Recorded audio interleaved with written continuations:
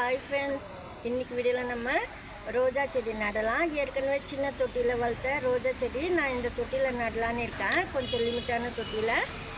வீடியோக்குள்ளே போகிறதுக்கு முன்னாடி புதுசாக பார்க்குறவங்க நம்ம சேனலை சப்ஸ்கிரைப் பண்ணிக்கோங்க. வாங்க வீடியோக்குள்ளே போகலாம். இந்த நாட்டு ரோஜா தான் நான் இந்த தொட்டிக்கு மாற்றுறேன்.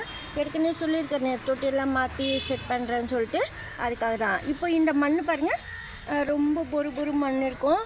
அதாவது சாஃப்டாக இருக்கும், கொஞ்சம் சொரன்னு இருக்கும். அதாவது மணல் கலந்த கோகோபிட்டு மணல் எல்லாமே கலந்தது சூப்பராக இருக்குது பாருங்கள். நான் அடியில் வாழைப்பழம் தோல் காஞ்சது உள்ளே போட்டிருக்கேன்.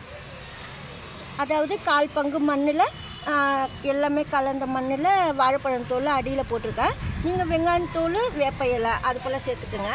அப்படி சேர்க்கலைன்னா நான் அப்புறமா லிக்யூடாக கொடுத்துருவேன் செடிக்கு, அதுக்கு சொல்கிறேன்.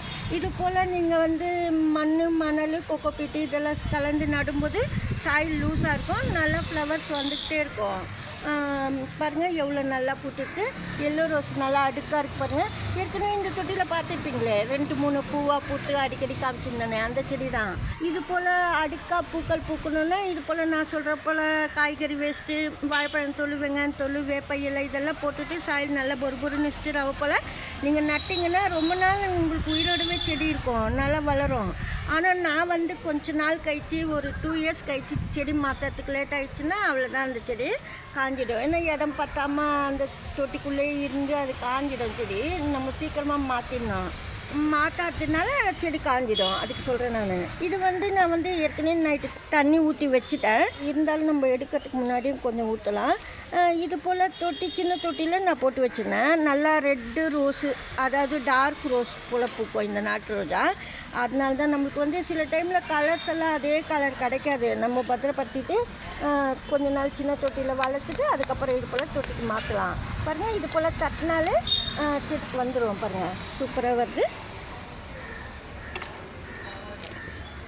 இது போல் நம்ம எடுத்ததுக்கப்புறமா இந்த சாயில் கொஞ்சமாக லூஸ் பண்ணணும். நம்ம மண்ணாக இருந்தாலும் கொஞ்சம் லூஸ் பண்ணணும், அப்போ தான் இந்த வேரெல்லாம் கொஞ்சம் ஃபாஸ்ட்டாக சுற்றும். லூஸ் ஆகிட்டு அடியில் எப்படி பிடிச்சிருக்கோம் மண் கெட்டியாக டைட்டாக, அதுக்கு சொல்கிறேன் நான்.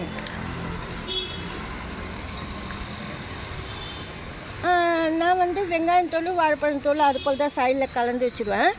இப்போ வாழைப்பழம் தோல் மட்டுமே நான் கலந்து வச்சுருக்கேன்.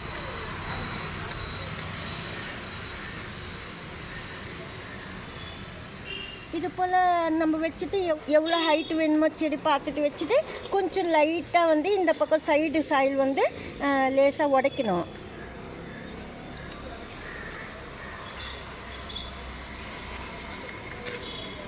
இது கொக்கோபிட்டு மண், ரெட் சாயில் அது போல் கலந்து தான் இருக்குது. வேறு செடிக்கு வச்சுருந்த மண்ணெல்லாம் நான் இதுக்குள்ளே சேர்க்குறேன். ரோஸ் பிளான்ட்டுக்கு ரெட் சாயில் கொஞ்சம் சேர்க்கணும். புதுசு இருந்தால் கூட பரவாயில்ல, நீங்கள் கொஞ்சமாக சேர்த்துக்கணும், அப்போ தான் நல்லது.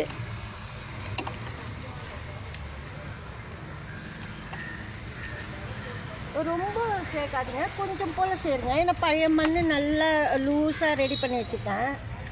வேர்லாம் நல்லா இறங்கி ரூட்லாம் நல்லா சுற்றுறதுக்கு சொல்கிறேன். இந்த பூச்செடி நல்லாயிருக்குன்னு சொல்லிட்டு நான் அப்புறமா வேறு கப் தொட்டியில் வச்சுக்கலான்னு சொல்லிட்டு இதிலே வளர்க்குறேன். நல்லாயிருக்கு பாருங்கள், சின்ன நீல கலர் பூ.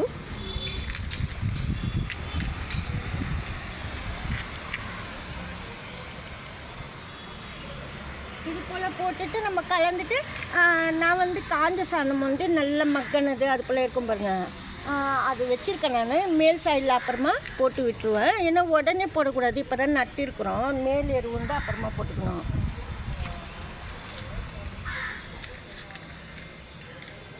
எப்போவுமே நம்ம செடி நடும்போது இந்த கப்புலேருந்து மாற்றணும். சைடு சாயிலும் நீங்கள் லேசாக சீண்டி விட்டுடணும், அப்போ தான் ரூட் நல்லா பரவி நல்லா சுற்றும்.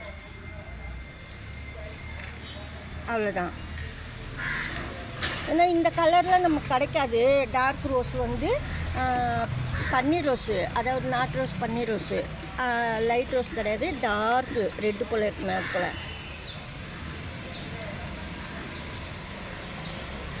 நான் ரோஜா செடிக்கெல்லாம் நிறைய தண்ணி விட மாட்டேன். ஒரு நாள் விட்டு ஒரு நாள் அது போல் தான்.